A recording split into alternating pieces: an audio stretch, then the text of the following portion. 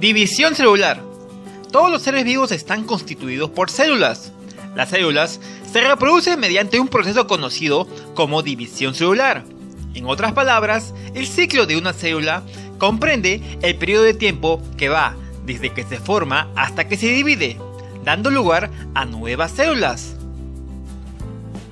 Dentro de los procesos de división celular tenemos la interfase, que es la preparación de la célula para la división. La mitosis, forma más común de división celular de las células eucariotas. Meiosis, división de una célula diploide. A continuación veremos el documental completo.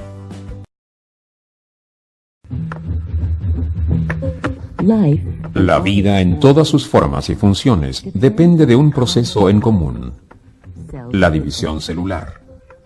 Con esta fuerza impresionante, la naturaleza entrega los mensajes genéticos que definen a cada organismo. La forma en que crece, cómo se repara a sí mismo y, lo más importante, cómo produce la siguiente generación. Esto ha sido así desde que comenzó el ciclo de la vida.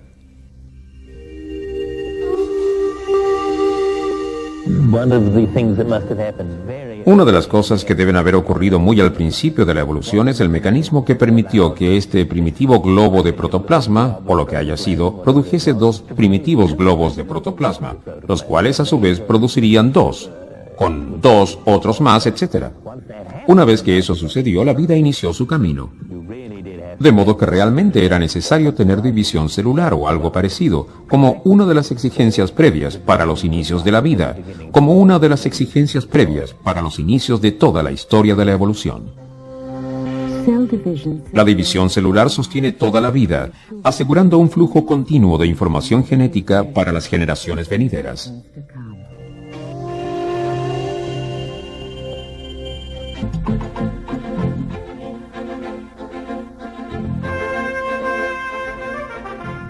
La Gran Exposición de 1851 produjo una gran celebración. Fuera de Londres se reunían las naciones para mostrar sus mercancías y elogiar su poderío industrial. Aún, los artículos revelados en el Crystal Palace no iban a afectar a la humanidad tanto como el conocimiento biológico adquirido durante los años que seguirían. Pasteur descubrió los gérmenes. Lister nos enseñó cómo exterminarlos. Y Muybridge nos mostró la belleza sincronizada del movimiento muscular. Sin embargo, el momento más brillante para la biología llegó cuando la química trajo el color. En 1876, un anatomista alemán llamado Walter Fleming comenzó a usar nuevos tintes sintéticos para teñir muestras de tejido. La tinción aumentaba el contraste, permitiéndole estudiar más de cerca el milagro de la división celular. Por primera vez, Fleming observó los personajes centrales en este proceso vivificante, los cuerpos nucleares que ahora conocemos como cromosomas. Lo que Fleming y otros vieron fueron los cromosomas, que eran estructuras globulares que cambiaban su imagen en las distintas porciones del ciclo celular.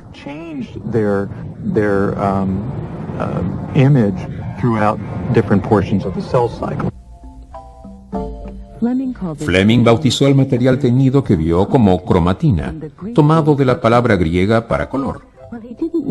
Mientras que no dio nombre a los objetos más grandes que observó, aquellos que sí seguían las pautas de Fleming recibieron un nombre, los llamó cromosomas, queriendo decir cuerpos colorados. Aunque dejó muchas preguntas sin responder, Fleming nos dio la primera aproximación acerca de la forma en que las células pasan sus instrucciones genéticas. Cuando Fleming estaba haciendo sus análisis acerca de las células y de los cromosomas, estaba limitado por tener que dibujar lo que había visto en un papel y tener que transmitir la información y recopilar los datos con ese método imperfecto. Actualmente captamos las imágenes de una manera muy diferente. Con la microscopía moderna, los científicos ahora pueden ver a estos mensajeros genéticos con mucho mayor detalle. En cada cromosoma vemos dos moléculas idénticas de ADN enrolladas firmemente en filamentos llamados cromatinas hermanas, formando su conocida forma X. Las cromatinas se conectan a un punto llamado el centrómero. Los centrómeros están presentes en zonas particulares del cromosoma. Son responsables del movimiento de los cromosomas. Sin los centrómeros no se produciría la herencia normal de los cromosomas. Se producirían anormalidades que matarían a la célula. En este momento, un tema de investigación es tratar de entender cuál es la estructura profunda del centrómero. In-depth structure of the centromere is what are the DNA sequences that are responsible. Los científicos recién comienzan a desentrañar los misterios de los cromosomas. Uno de los principales es la forma en que nuestras moléculas de ADN pueden caber en cuerpos tan pequeños. Si sumáramos el largo total de todas las moléculas de ADN de la célula, se podrían estirar y descubriríamos que tienen alrededor de 1 yarda de longitud. Y sin embargo, una célula está por debajo del nivel de visibilidad. ¿Cómo hace esto un cromosoma? Bueno, como sabemos, el ADN está constituido por una molécula helicoidal doble. El hélice doble, por sí solo, está envuelto por moléculas helicoidales de mayor tamaño, las cuales a su vez están envueltas nuevamente por estructuras más complejas. Y todo esto se hace como resultado de la interacción del ADN con ciertas proteínas, las que se unen muy específicamente con el ADN y dan su estructura a todo el cromosoma. Cuando los investigadores investigan todos los cromosomas de una célula, un proceso llamado cariotipo, ellos construyen una variedad de distintos tamaños, formas y patrones. Y aún en este enigma genético, encontramos compañeros coincidentes. Todos los seres humanos tienen 46 cromosomas y esos 46 cromosomas de hecho son 2 grupos de 23 cromosomas cada uno, los que se heredan, 23 de la madre y 23 del padre. Ahora, cuando teñimos estos cromosomas, cada cromosoma puede encontrar su pareja porque tienen patrones de agrupamiento idénticos y estos pares de cromosomas que tienen la misma forma, tamaño y ancho se denominan cromosomas homólogos. Además de identificar estos homólogos, el cariotipo revela la cantidad de cromosomas. Los miembros de una misma especie, como esta bandada de flamencos, todos llevan la misma cantidad de cromosomas en cada célula. Pero, ¿qué sucede con las distintas especies? La cantidad de cromosomas varía de una especie a otra y no se correlaciona directamente con la complejidad de estas especies. Por ejemplo, en la levadura, que es uno de los organismos pequeños monocelulares, se encuentran en el vecindario de los 13 cromosomas, mientras que en la drosófila, un organismo multicelular, una mosca de la fruta, solo hay 4 cromosomas. La información contenida de cada uno de estos cromosomas es significativamente diferente. Los cromosomas de la levadura son pequeños, más numerosos, pero son más pequeños, en tanto que los cromosomas de la drosófila son más largos, mucho más grandes, y contienen muchos más genes. Un alto número de cromosomas no necesariamente produce organismos más complejos. Mientras que los seres humanos tienen un total de 46 cromosomas en cada célula, un sapo solo tiene 22. Aunque una planta simple, la cola de caballo, tiene 216 cromosomas por célula.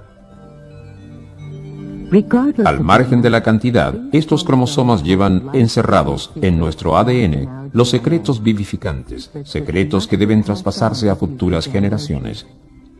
Esto se produce mediante 2 diferentes métodos de división celular, llamados mitosis y meiosis.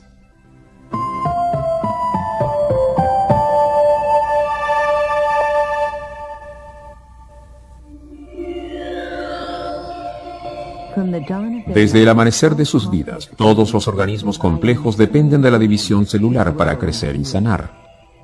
Pero para mantener una consistencia de rasgos, cada célula debe traspasar una copia exacta de sus instrucciones genéticas. En la industria vinera, esta consistencia puede marcar la diferencia entre éxito y fracaso. Los fabricantes de vinos dedican años al desarrollo de variedades de vino específicas, cultivando las características especiales que constituyen un vino fino. Una vez seleccionadas, ya sea Cabernet o Merlot, ellos trabajan para mantener la cosecha de cada año igual a la del anterior. La fabricación de vino es principalmente química, y los fabricantes de vino son básicamente químicos. Están siempre jugando con los sabores.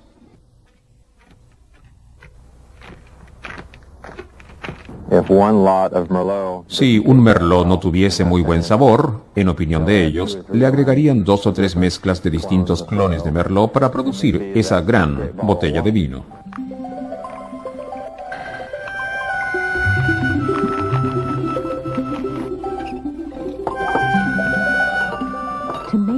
Para mantener esta calidad año tras año, los fabricantes de vinos producen las mejores vides en cada nueva temporada.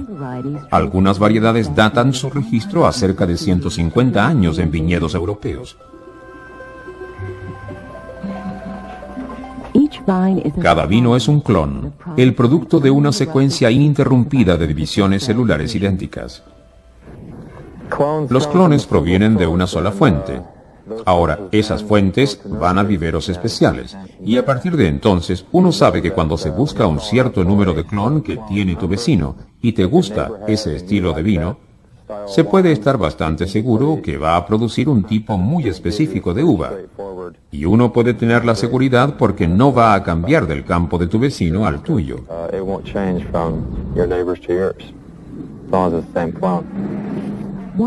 Los fabricantes de vinos mantienen la consistencia de sus clones mediante el proceso de injertos.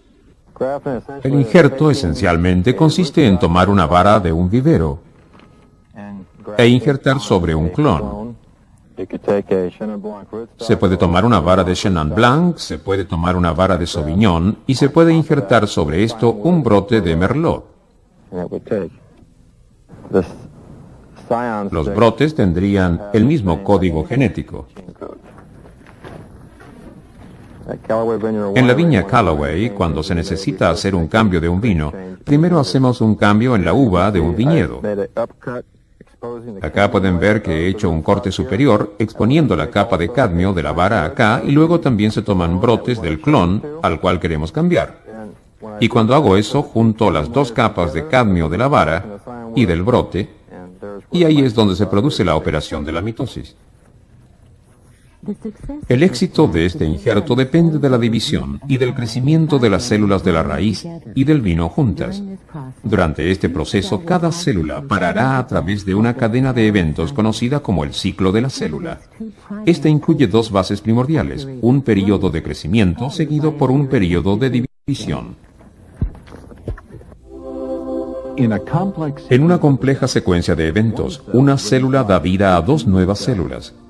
Pero antes de que se divida una nueva célula, debe hacer una serie de preparativos durante una parte de su ciclo llamada interfase. Primero, la célula crece, acumulando las moléculas y los organelos que necesitará para el siguiente evento. Luego, la célula copia su ADN en el núcleo, lo que asegura un grupo completo de instrucciones genéticas para cada nueva célula que vendrá. Finalmente, la célula forma los centriolos con forma de barril y las fibras de proteínas que desempeñarán un papel clave en el proceso de división. Con todo esto dispuesto, se completa la interfase y la célula está lista para la siguiente etapa de su ciclo de vida, la mitosis. La fase de agua parece ser una etapa muy aburrida en el ciclo de la célula. Ni siquiera se aprecian cromosomas. No parece que estén sucediendo muchas cosas, especialmente en comparación con la mitosis, donde hay cosas que se están separando y desplazando. Pero de hecho, en la interfase, como sabemos ahora, existe bastante de eso que está sucediendo. De hecho, es allí cuando ocurre gran parte de la función de la célula. Una célula de nuestro cuerpo que se encuentra dividiéndose muy rápidamente, que se encuentra en un tejido que se está dividiendo rápidamente, como por ejemplo una célula de nuestra materia ósea, se demora 24 horas en completar un ciclo. El ciclo completo incluye el crecimiento de la célula misma, la copia del ADN de la célula, porque cada molécula de ADN debe hacer una copia de sí misma en algún punto del ciclo de la célula. Y luego, finalmente, el proceso de la mitosis, que distribuye los cromosomas de cada célula a cada célula hija. Todas estas cosas absorben todo el ciclo de vida de 24 horas, de las cuales solo aproximadamente 1 hora se usa en el proceso mismo de la división celular. La mitosis comienza cuando los largos hilos de ADN del núcleo comienzan a enrollarse y al duplicarse, estos hilos emergen como los filamentos dobles que conocemos como cromosomas. Mientras tanto, crecen las fibras de proteína de los centríolos migrantes, formando un enrejado de ejes. Por razones que los científicos aún no entienden completamente, la membrana nucleica se desintegra repentinamente. Con una precisión impresionante, un eje de cada centríolo se une a cada cromosoma.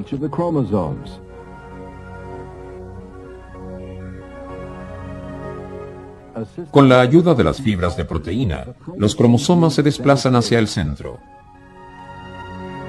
En un tirar la cuerda microscópico, los ejes siguen a cada cromatida hacia polos opuestos. Otros ejes se empujan entre sí en una acción trinquete que estira la célula.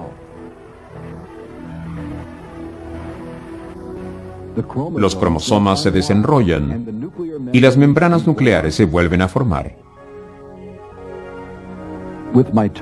Completa la mitosis, los núcleos y los citoplasmas se separan, creando 2 nuevas células en este ciclo continuo que sostiene toda la vida.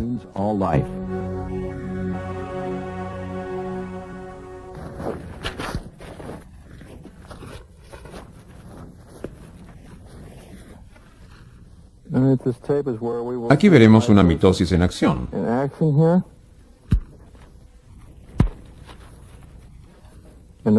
Acá ven ustedes toda esta hinchazón. Son las células callosas. Las células callosas solo se producen cuando las capas de cadmio están en contacto. Imagínense como si uno se atrapa un dedo y se forma cadmio y se sana la herida. Esta también fue una herida en términos de este vino. Ahora, el vino está feliz nuevamente. Ha sellado su herida. Y esto es mitosis, en su mejor momento, que muestra un injerto exitoso. En todos los organismos complejos, la mitosis intenta el crecimiento de nuevo tejido y la reparación de las partes dañadas. Pero algunos dependen de este proceso para mucho más. Algunos animales se reproducen asexualmente, sin una pareja. Usando la mitosis, ellos producen descendientes que son copias exactas de sí mismo. La consistencia genética ofrece ventajas de la naturaleza y hace posible un buen vaso de vino. Pero para la reproducción, muchas formas de vida fomentan la variedad por sobre la consistencia. Estos organismos requieren de un tipo de división celular especial para completar su ciclo de vida.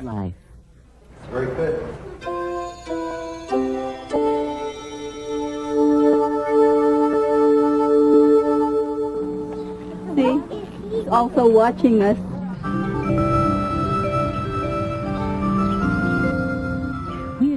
Esperamos que los zoológicos muestren animales, pero al haber muchas especies que enfrentan la extinción en estado salvaje, muchos zoológicos también han comenzado programas de reproducción. Esto representa un desafío intrigante. Los antecedentes para reproducir animales, para evitar que se extingan, producto de endogamia o enfermedades, es muy difícil de obtener.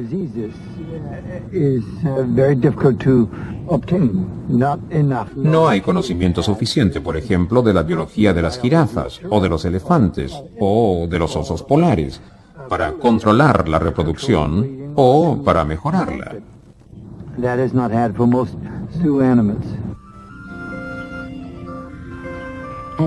A medida que los biólogos del zoológico se esfuerzan por repoblar las especies exóticas, suelen encontrarse con problemas imprevistos. Por ejemplo, cuando los bajos niveles de reproducción, los antílopes de África Occidental, llamado dik-dik, Los investigadores descubrieron identidad equivocada.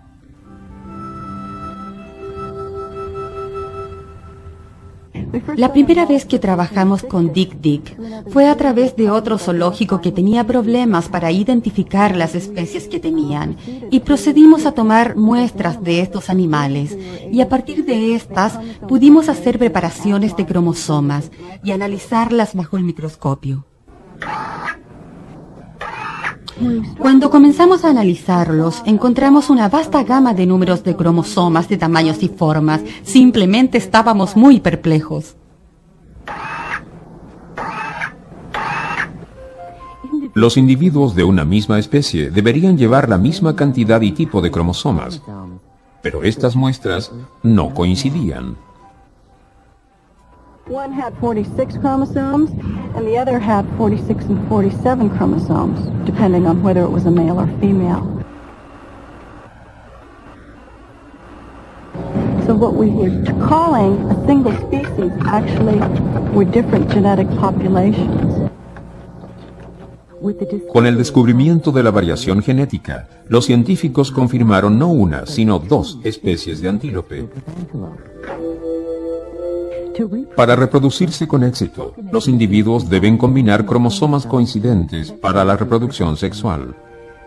Esto requiere la fusión de una célula especial, un huevo de la madre y un espermio del padre. Cada animal produce estas células únicamente en sus órganos sexuales, usando una forma especial de división celular llamada meiosis. La célula se prepara para la meiosis al igual que para la mitosis. Pero a medida que se condensa el ADN, cada cromosoma encuentra su contraparte homóloga. Estos pares coincidentes de cromosomas tienen información genética equivalente, un grupo de la madre y uno del padre. Luego viene la primera mano de la baraja genética de la naturaleza. Los dos homólogos intercambian genes en un proceso llamado cruzamiento. Esto forma nuevos cromosomas híbridos.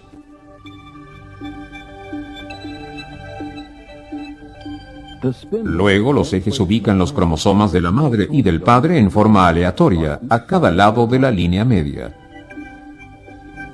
Es otra mano que puede conducir a un sinnúmero de distintos resultados genéticos. Finalmente, las fibras de los ejes separan los homólogos. Esto deja a las cromátidas hermanas intactas. Con el doble de información genética que necesitarán las células, la naturaleza debe cortar el naipe genético en dos.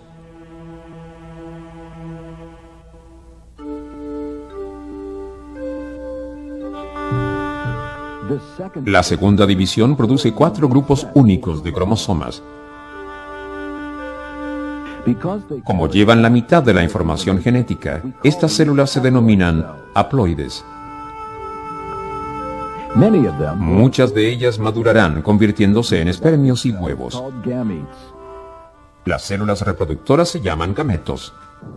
La meiosis es un proceso muy único y ocurre solamente en las células reproductoras, los gametos, sus células, espermios y huevos. Y sucede porque es necesario que existe una reducción en la cantidad de material genético que se traspasa en forma de espermio o de huevo. Cuando se unen el espermio y el huevo durante la fertilización, combinan sus cromosomas, produciendo la cantidad correcta para ese organismo. También traen consigo una variedad de rasgos genéticos, los que fueron repartidos durante la meiosis. La variación ofrece una ventaja sustancial en la lucha por la supervivencia. Todos tienen la nariz distinta, el cabello distinto, y es así como nos reconocemos, porque la información contenida en nuestros cromosomas es levemente diferente, y la mezcla es levemente diferente. Y lo maravilloso de esto, y la razón para esto, es que permite que todos nosotros tengamos reacciones levemente distintas frente a los ataques ambientales. Si todos nuestros genes fueran iguales, un pequeño cambio en la temperatura La no disponibilidad de una cierta vitamina o la adquisición de un nuevo virus nos exterminaría a todos.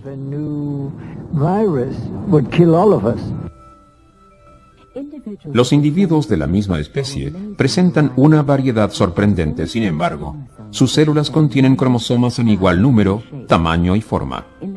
En el caso de los Dik-Diks, aunque se vean iguales, representan dos especies diferentes, con conjuntos diferentes de cromosomas.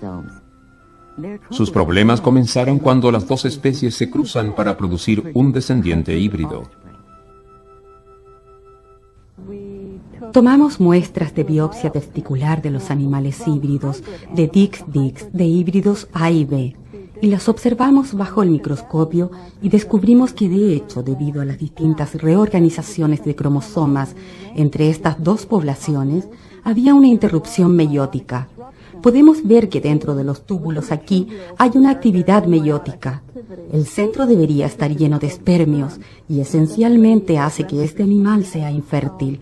Es estéril como una mula. En los híbridos Dik-Diks machos no se estaba produciendo meiosis. La evidencia era concreta, no podía haber reproducción. Este caso de Dik-Diks estériles ilustra el papel crucial de los cromosomas coincidentes durante la reproducción sexual. Y aunque se pueden producir problemas, las ventajas en el largo plazo por encima de la reproducción asexual hacen que el proceso valga la pena. Las especies asexuales simplemente no perduran tanto como las sexuales. Las asexuales se extinguen más rápidamente que las sexuales. La pregunta es ¿por qué?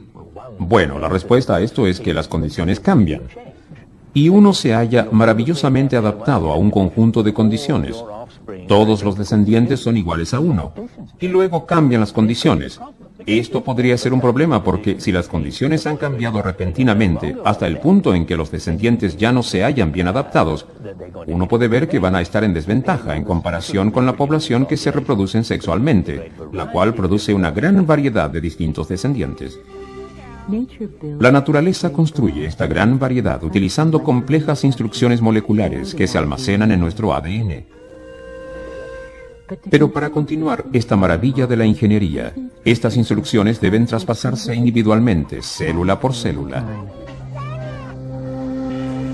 Esto se produce a través del milagro de la división celular. A través de sus intrincados procesos, tan impresionantemente dependientes, todos los organismos complejos se forman y se sostienen, cediendo sus secretos genéticos, traspasando la vida de una generación a otra.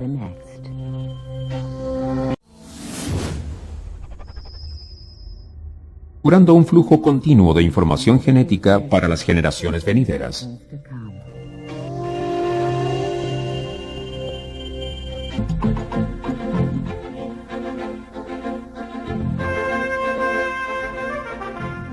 La Gran Exposición de 1851 produjo una gran celebración.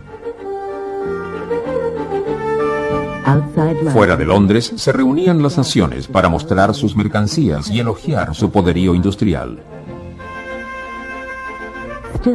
Aún, los artículos revelados en el Crystal Palace no iban a afectar a la humanidad tanto como el conocimiento biológico adquirido durante los años que seguirían. Pasteur descubrió los gérmenes. Lister nos enseñó cómo exterminarlos.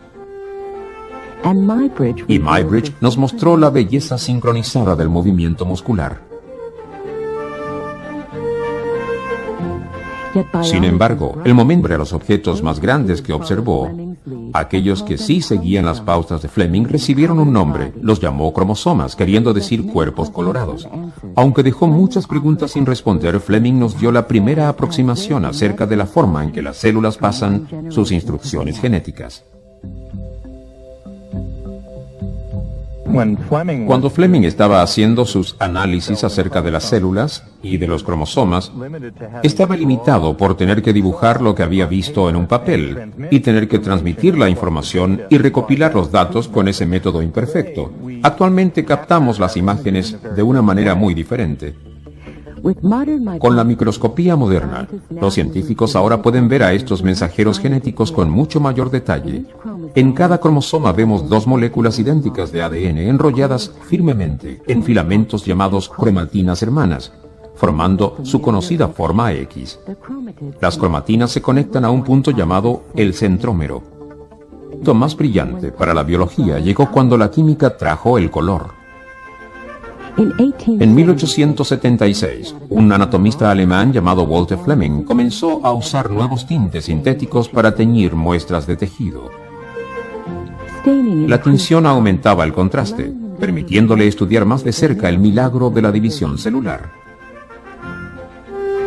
Por primera vez, Fleming observó los personajes centrales en este proceso vivificante, los cuerpos nucleares que ahora conocemos como cromosomas. Lo que Fleming y otros vieron fueron los cromosomas, que eran estructuras globulares que cambiaban su imagen en las distintas porciones del ciclo celular.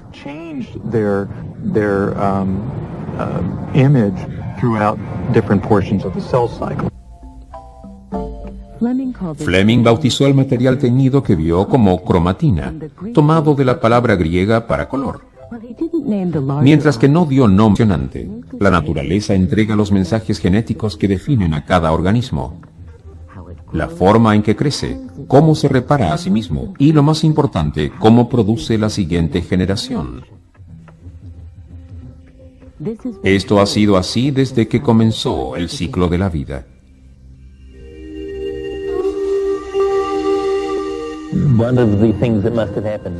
Una de las cosas que deben haber ocurrido muy al principio de la evolución es el mecanismo que permitió que este primitivo globo de protoplasma, o lo que haya sido, produjese dos primitivos globos de protoplasma, los cuales a su vez producirían dos, con dos otros más, etc. Una vez que eso sucedió, la vida inició su camino. De modo que realmente era necesario tener división celular o algo parecido, como una de las exigencias previas para los inicios de la vida, como una de las exigencias previas para los inicios de toda la historia de la evolución. La división celular sostiene toda la vida.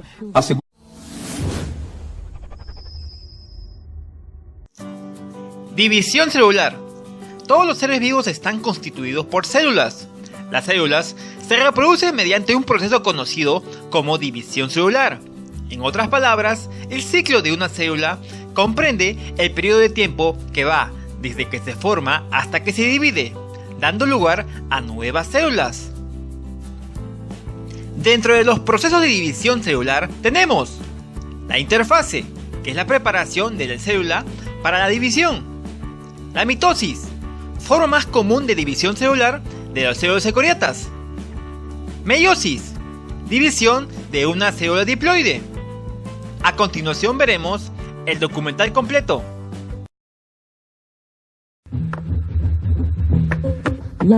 La vida en todas sus formas y funciones depende de un proceso en común, la división celular.